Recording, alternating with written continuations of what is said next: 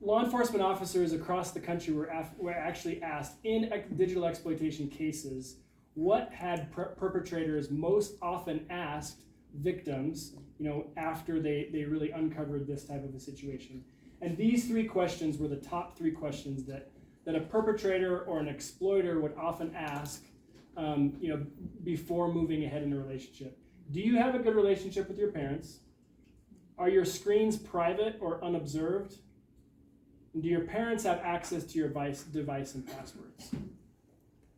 So you can just imagine, like, the correct answers according to somebody that's looking for exploitation, right, would really be looking for somebody that maybe has some struggles with their parents, right? What team doesn't? But are they not on very good speaking terms? They're looking for private, unobserved screens, and you're also looking for not private access to passwords. So when you think about vulnerability, really being able to answer these questions as no, yes, no, puts a person in a really vulnerable situation, right? On the flip side of that, being able to answer these questions yes, no, yes, right? It just really would decrease vulnerability, right? So these are really important things to think about when we think about those teens that are in our life, or even how we use our own devices, even as adults. So the fourth and final kind of topic or intersection of digital exploitation, human trafficking that I'll talk about is sextortion. And we've alluded to it here, but I want to give actually a definition of combining extortion with like sexting, right? So it's the practice of extorting money and or other types of favors from someone by threatening to reveal evidence of their sexual activity. Around 5% of teens have experienced this form of abuse. And that's what this next slide really says, is that around 5% of teens in the United States have been the target of sextortion. Now, while that doesn't sound very high, you can realize that this is quite this can be a life-damaging type of a situation to be into, where the video that we're about to show, if we have a chance to see that, or if even I can share that link afterwards, it's just a short video.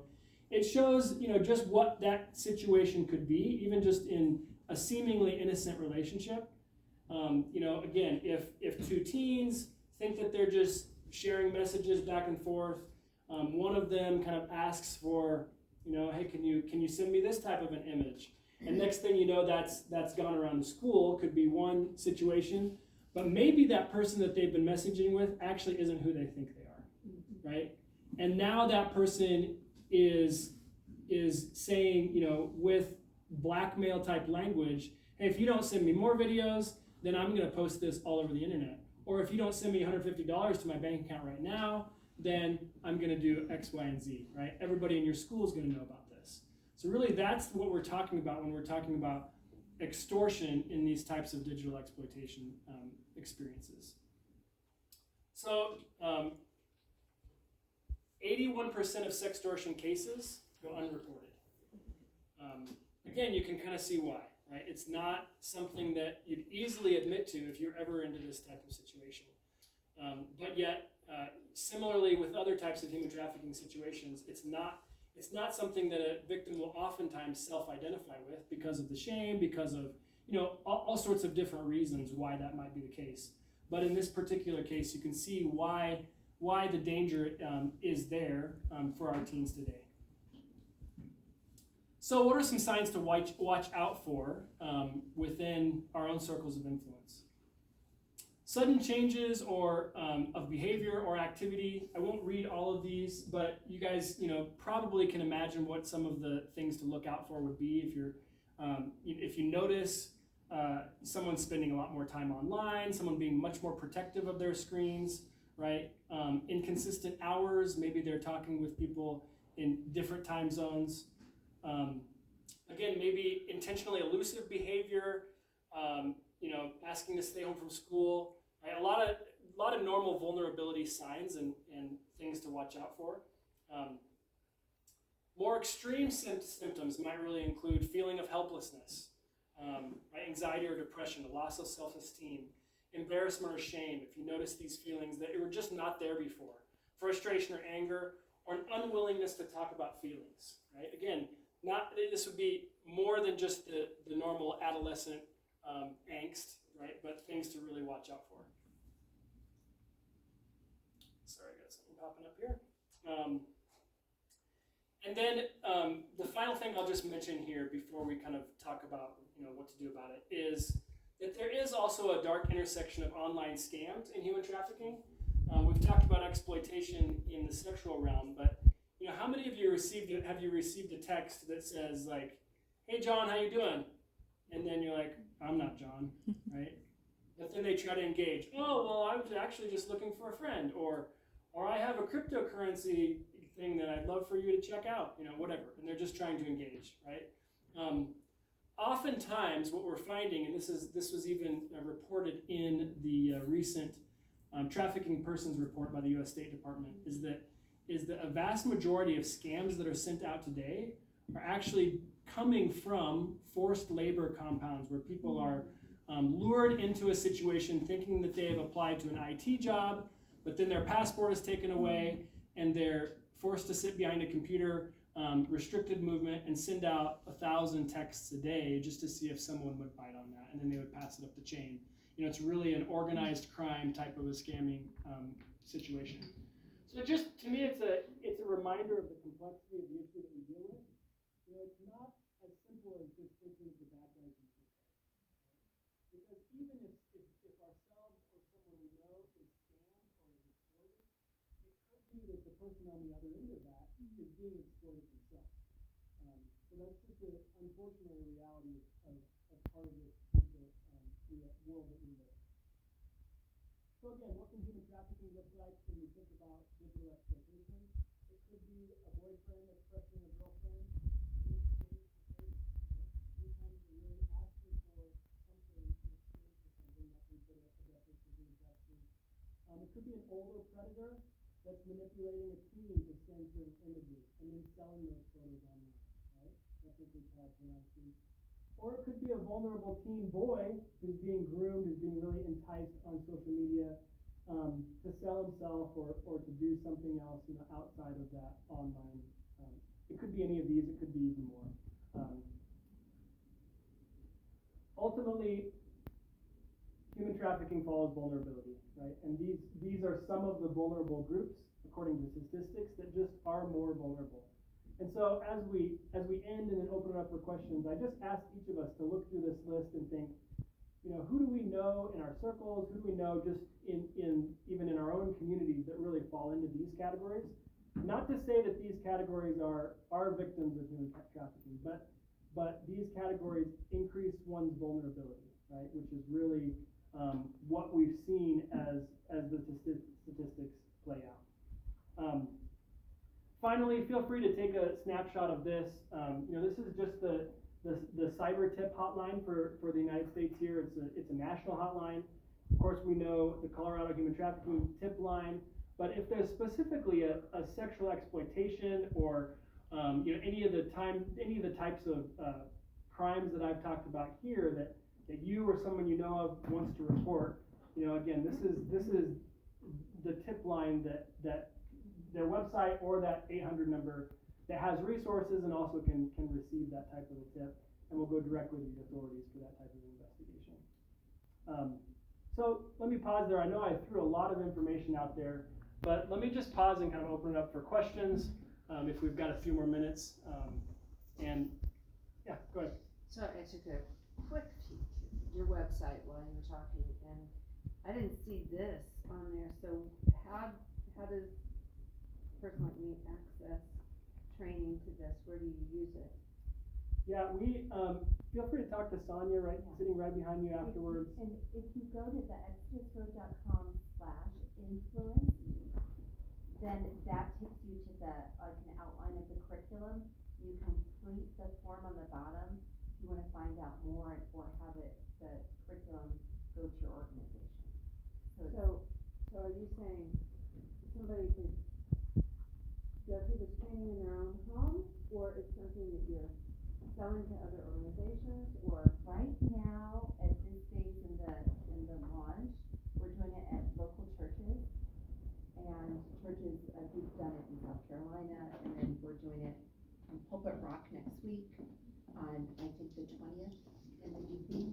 So, and then, but you can see more about the outline for the complete, because this is like 1/8 of the curriculum that Andrew talked about. Yeah. If you wanna see what the entire like curriculum is for the parents and the teens, just an outline of that, you can go to the exodusroad.com/influenced. And this is under the category of digital education? It's, How do you, how is it, right now it's being done in person. no, Is that what I'm saying is. Topic. The topic, yes. It's a online safety, keeping kids safe. So Online safety, there's okay. the program for the parents, a Oh, workshop look for at that. parents, and one for teens that designed for 6th grade to 12th grade. So what's your objective? To long-term? prevent exploitation of minors. I mean, your objective as far as. So the tagline is ending digital exploitation in your world. Yeah. Like Sonia mentioned, it really is intended to be an in-person training. I did not do it justice. It's really a good interactive. It's a very interactive type of curriculum which is why we've kept it in person, because we have people get out their phones. We have people look at their digital well-being settings. You know, you can kind of see how many hours were you on today or this week. And then it's intended to really facilitate conversations between teens and parents about how they can become even an advocate for digital safety in their own circles. Yeah, and there's So- great resources that are in the program too, like templates for technology agreements and some apps that you can use in order to just monitor activities, and so yeah, there's a lot of great resources with it too. So yeah, if you do have more questions about even an upcoming event that you might like to attend, see Sonia. Next year in 2024, we really do want to roll this out even within maybe some school systems within the state of Colorado, not just here in El Paso County, but even Boys and Girls Clubs or others. But that's a bit away. We're in early stages of that kind of discussion. So we have this quick video, 2 minutes. Thank you for the tech support. I'm gonna go ahead and hit play, and then field more questions if you have them.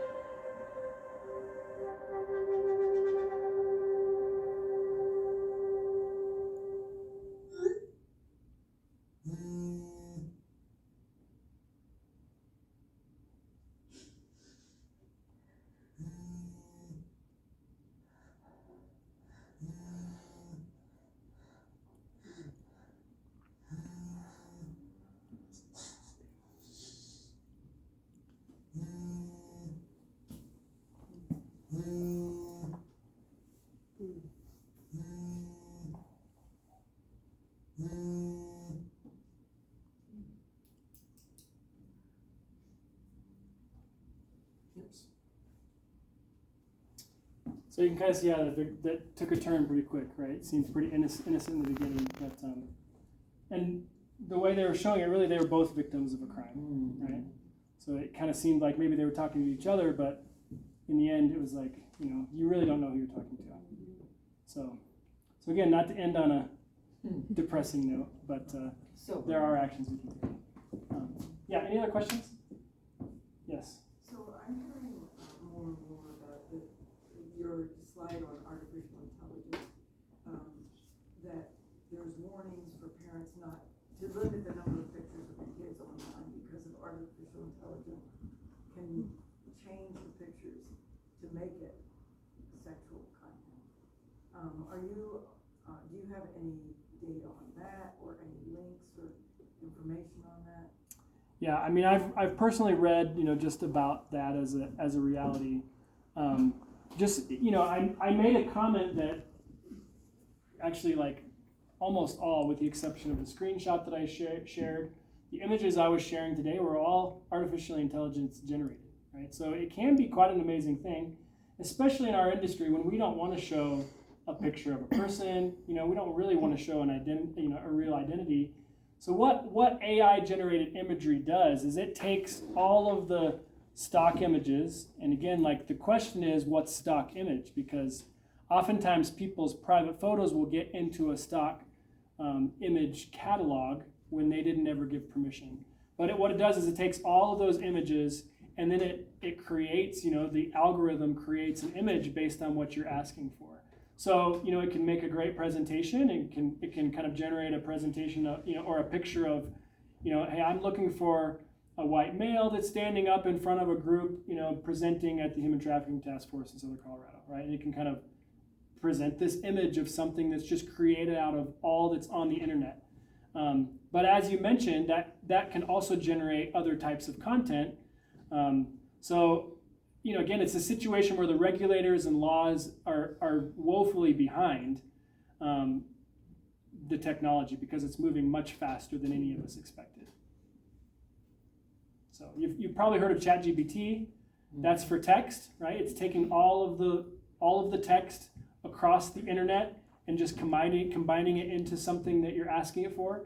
So image generators do the same thing. They take all of the images they can find on the internet and they create an image, based on what you're looking for.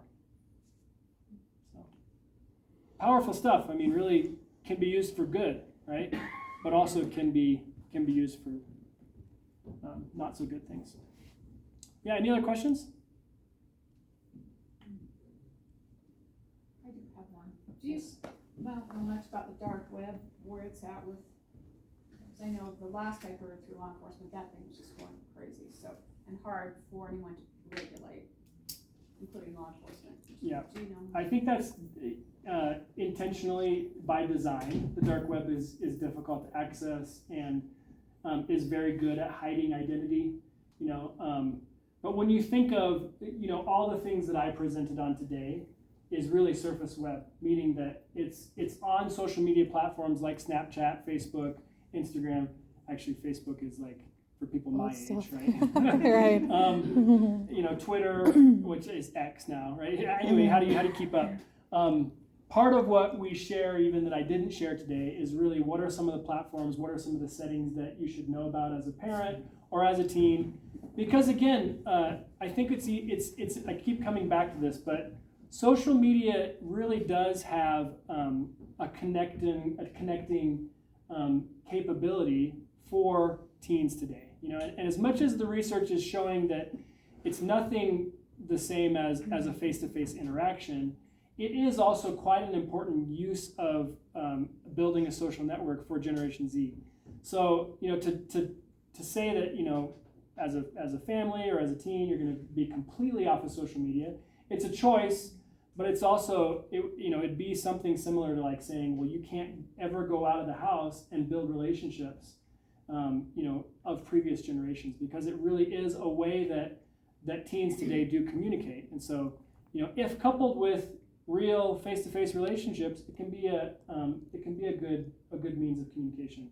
But all that to say is there are certain platforms that are all surface web. It's not the dark web, And this is where exploitation is happening. You know, you don't have to go into some dark chat room to be the victim of a crime like this. It can be on any messaging app that we are all using probably in this room. The question on that, is there a way, because I've heard this too, that they're able to intercept in a text, just in general, someone else can intercept into that and say they're that same person, but they weren't, but they managed to get into the communication and take over? Is that too much about? That's beyond my technical capability to answer. I'm sure that, you know, well, I would guess that there are capabilities like that exist. But again, your average scammer or someone that's exploiting an individual is probably starting from the beginning and building that trust, maybe pretending to be someone else. It's not that they're inserting themselves after the fact. There is something called catfishing, right? So, which is maybe they've taken over somebody's profile. So if let's say someone took over my Instagram profile and I'm locked out, but they begin messaging my friends and asking for money, right? That's catfishing. They're pretending to be me, but they're not me. So that does happen. You know, and if you notice some real strange behavior and somebody's texting you and it's not like them, you know, I had somebody that I haven't heard from for 5 years ago, last week. You know, I hadn't heard from them for 5 years. They texted and they said, "What's your address?" I mean, my red flag went up, you know? And so I asked them a personal question, you know? I was like, you know, I kind of ignored the question. I just was like, "Oh, well, where are you? I mean, like, what have you been up to?" or whatever. And, you know, figured out it was them. They just wanted to mail me something. But, you know, like in today's world, that could be a reality where you know, maybe that that account had been hacked.